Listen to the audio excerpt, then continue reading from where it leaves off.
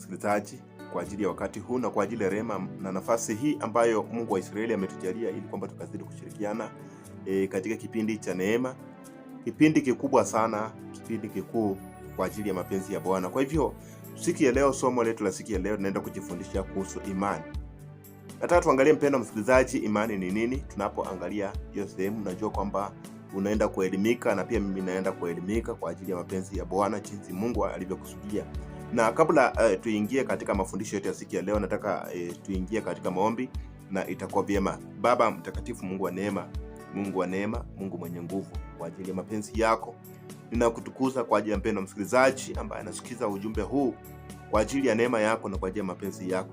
Ninaomba mwanga na rehema zako pamoja na uwezo wako na neema vikazidi kwa pamoja nayo, Jehova Jireh, ili kwa ajili ya kusudi lako wasimame imara na kutumikia kwa roho na kweli kwa ajili ya mapenzi yako mahali Mungu.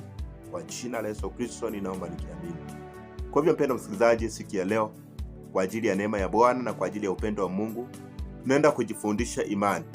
Na sehemu ya kwanza kuhusu imani. Imani ni kuwa na uhakika juu ya mambo yote usiyoona, na pia yale ambayo umeyasikia lakini una imani na haujaiona wala. Nataka niangalie, kabla ya tuendelea, nataka niangalie kitabu cha Waebrania mlango wa 11 kuanzia penyewe.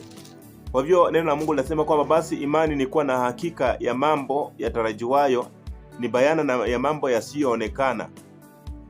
Amen. Kwa hivyo hiyo sehemu ndiyo imani. Lakini kabla ya kuangalia sehemu hiyo, kuna sehemu nyingine ambayo ningependa mpendwa msikilizaji tukazidi kushirikiana. Kwanza, sehemu ya kwanza ni kwamba imani ni mambo makubwa sana. Unaposoma Biblia inatukumbusha kwamba imani pasipo matendo imekufa. Kumaanisha kwamba imani isipoambatana na matendo, basi si imani tena. Kwa hivyo tunapofuatilia hiyo sehemu ni kwamba imani ni matendo. Sababu kuu ambayo inafanya kwamba ni kuelezea mpendwa msikilizaji kwamba imani ni matendo, tunaangalia sehemu kuu kwa ajili ya mapenzi ya Bwana, jinsi alivyoandaa na jinsi anavyokusudia kwa ajili yetu, tukazidi kusimama imara na tukazidi kumtumainia Mungu kwa ajili ya nafasi kuu iliyo njema. Kwa hivyo sehemu ya kwanza unakuja unaona kwamba kuna vipengele tofauti ambavyo ningependa kujifundisha siku ya leo kwa ajili ya mapenzi ya Bwana. Najua kwamba pia unaenda kujengeka kwa ajili ya mapenzi ya Mungu. Kwa hivyo katika maisha yangu nikiwa naomba Mungu anibariki nyumba, kuna mambo fulani ambayo inapaswa kuyatenda katika maisha yangu. Imani yangu ili izae matunda, huo kunakuwa na jambo ambalo linaitwa matendo. Unapofuatilia vizuri unaangalia kwamba kuna mtu mmoja katika Biblia ambaye alikuja ili Yesu Kristo mwana wa Mungu amponye, na akakuta wanafunzi wake. Alipoenda wanafunzi wa Bwana wetu Yesu Kristo ili wamponye, wakashindwa. Kisha huyo mpendo alipokuja penye Yesu Kristo wako akapona.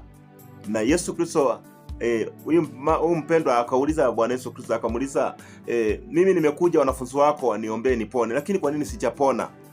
Yesu Kristo akawa anamkumbusha kitu kimoja, na pia akawa anakumbusha wanafunzi wake kitu kimoja, kwamba na hili haliwezekani pasipo kuomba na kufunga.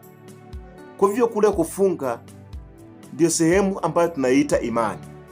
Unapofuatilia Yesu Kristo mwana wa Mungu, kwa kujitolea kwake, kwa kufunga kwake na kwa kujenga uhusiano wake na Mungu, alijengeka katika imani ili azidi kumtukuza Mungu kwa ajili ya mapenzi yake. Kwa hivyo mtu yeyote atendaye mapenzi ya Mungu huwa na uhakika hata katika maombi yake, na huwa na uhakika hata katika nafasi zote. Bwana asifiwe. Na kuna kitu kinaitwa kutenda haki, na pia kuna kitu kinaitwa sababu ya kushinda. Wakati mimi ninaomba nyumba, je, nina haki ya kuomba ile nyumba nipewe? Jambo la kwanza, kabla nikiwa naomba mbele za Mwenyezi Mungu, kabla niendelee, kuna sehemu fulani ama kabla niendelee katika maombi, kuna sehemu fulani ambayo inapaswa kujiuliza kama mja Mungu. Je, niko naomba Mungu anibariki na nyumba? Je, nina uhakika kwamba Mungu atanibariki na hiyo nyumba? Na je, nitakuwa assured kwa njia gani kwamba nitapokea? Kwa hivyo kuna mambo ambayo mtu anayetenda katika maisha yake, na anapoyatenda yale mambo, unakuja unaona kwamba anapokuja katika sehemu nyingine anakuwa na uhakika kwamba yanawezekana. Na mara nyingi hatuwezi kuwa tuna uhakika kwamba jambo fulani litatendeka, lakini mara nyingi huwa tunaangalia sehemu yetu. Na unajua katika Biblia, kumbuka kitu kimoja kwamba Mungu alimwambia Ibrahimu kwamba nitolee mwanao sadaka. Na ile sadaka ambayo Mungu aliambia Ibrahimu amtolee mwanae, Ibrahimu hakumtolea Mungu ile sadaka ambayo Mungu alitaka amtolee Mungu. Sababu ni kwamba Mungu alipomwambia Ibrahimu mtolee mwanao sadaka, Mungu mwenyewe aliandaa sadaka ambayo Ibrahimu anaenda kutoa. Kwa hivyo hata katika maisha yako Mungu anaweza tenda jambo. Unaweza jikuta jambo fulani ambalo unaambiwa ulitoe, huenda uko nalo. Lakini kuja ukumbuke kitu kimoja ambacho nataka nikueleze siku leo, mpendwa msikilizaji, kwamba Mungu anakupima roho yako. Mungu anakupima moyo wako. Angalie, je, una ule upendo ama una ile imani? Unaweza amini Mungu usiyemwona? Na mara nyingi huwa inakuwa hivi kwamba kama siwezi mpenda niliye karibu na yeye, basi nitawezaje kumpenda Mungu nisiyemwona? Na ndio sababu kuu kwamba imani pasipo matendo haizai. Na ndio maana imani yetu haistahili kuwa imani, lakini inastahili kuwa imani na matendo. Kwa sababu wenyewe imani bila matendo imekufa. Wakati mimi naomba Mungu anibariki nyumba, je, nina haki ya kuuliza Mungu anibariki nyumba? Iwapo kitu cha kwanza lazima niangalie fungu wanatoa. Sehemu ya pili huwa naangalia ninamjua Mungu. Sehemu ya tatu, Yesu Kristo alisema kwamba kile unachotaka utendewe, mtendee na mwenzako. Je, huo unatenda? Unapofuatia hiyo sehemu, mpendwa msikilizaji, nataka kueleza kwamba Mungu ni mkuu na Mungu anatenda kwa ajili ya mapenzi yake. Kwa hivyo kuna sehemu moja kuu ambayo ningependa tuangalie, wapendwa, kitabu cha Luka Mtakatifu, na nitakuwa naendelea kwa ajili ya mapenzi ya Mwenyezi Mungu, jinsi Mungu mwenyewe alivyokusudia kwa mapenzi yake. Luka Mtakatifu Luka Mtakatifu mlango wa 6.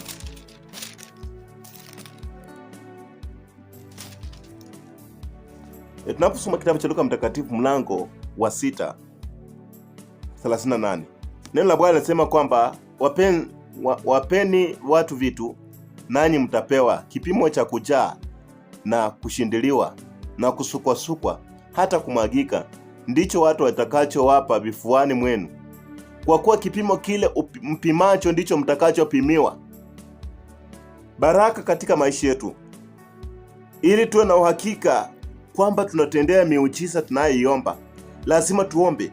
Kwa hivyo mtu awaye yote akikwambia omba kwa imani, atakuwa anakwambia kwamba mara nyingi kama unaomba Bwana akupe kitu fulani, omba kwa matendo. Jambo la kwanza, kila ambacho unataka Bwana akutendee, mtendee na mwenzako. Kumbuka kwamba wakati unaomba kitu fulani, kuna mtu ako nacho. Praise the living God. That's why wewe unaweza kuwa unaomba Mungu, na Mungu naomba ukanipe nyumba. Haujaicho kwamba ile nyumba ambayo unaomba Mungu akupe, kuna mtu atagharamika mahali kwa ajili yako.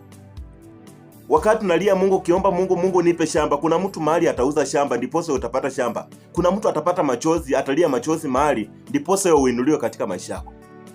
Na ndio maana wakati mwingine unaposoma Biblia inatukumbusha kwamba Israeli kabla wapate vitu fulani katika maisha yao, walipigana vita ndiposa walipata.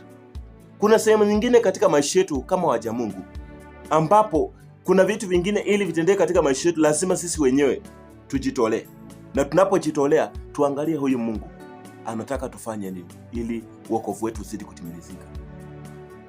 Na mpendo ni kwamba Yesu Kristo akatukumbusha kitu kimoja, akasema kwamba matendo yetu yasipozidi yale matendo ya waandishi na Mafarisayo, kumaanisha hatutaona ufalme wa mbinguni. Na iwapo wewe unaomba Mungu akupe nyumba ambayo mwingine ataipoteza kwa machozi, iwapo wokovu wako haushindi huyo mtu ambaye atapoteza kitu fulani kwa ajili yako, jua kwamba hutastahili kukipata. Na ndio maana kuna vitu vingine lazima tukaramike, lazima tujitolee, lazima tumtumainie Mungu kwa roho na kweli, na vitu vingine vikamilike kwa mapenzi yake. Hapo ndipo wewe utashinda, mtumishi wa Mungu. Hapo ndipo wewe utashinda, mpendo msikilizaji, ambaye Bwana anakuhimiza na kushauri siku ya leo, ili ubaki kwa imani, ili uenende katika njia zake, ili ukapate kushinda na utaenda mbali. Kuna vitu vingine ambavyo watu huwa wanafanya, na huwa wanafanya makosa. Wakati mwingine wanatoa kitu, na unapotoa kitu unalazimisha mtu ambaye umesaidia akusifu. Sasa badala ya kusifu Mungu, akuja akusifu wewe. Na mpenda msikilizaji, kuna kitu kimoja ambacho ningependa kuambia kwamba Biblia inasema hivi kwamba anayefanya vitu kujionyesha mbele ya watu ili asifiwe na watu, ameshapata thawabu yake.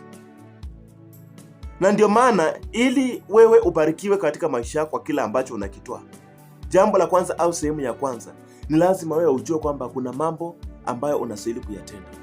Kuna mambo ambayo unapaswa kujitolea na ukamilishe kwa mapenzi ya Mungu ili ushinde. Usitafute sifa kwa wanadamu, tafuta sifa kwa Mungu aliye hai. Hata kabla ya kutoa sadaka yako, chukua sadaka yako ambayo unahisi kubariki mtu, kaa nayo chini, ambia Mungu kwamba Mungu, kwa ajili yako nimekutolea hii sehemu. Kisha ukienda kutoa, basi itakuwa vyema kwa ajili ya mapenzi ya Bwana. Kwa hivyo Mungu amani akubariki. Lakini jambo ambalo ningependa kushauri siku ya leo, hata ukisikia mahali mtu anakuambia omba kwa bidii, hata kuwa amekwambia kwamba omba kwa maneno mengi kwa kinywa chako, hata kuwa amekwambia sijui fanya nini, sehemu ya kwanza kuomba kwa bidii, kuna kitu kimoja ambacho ningependa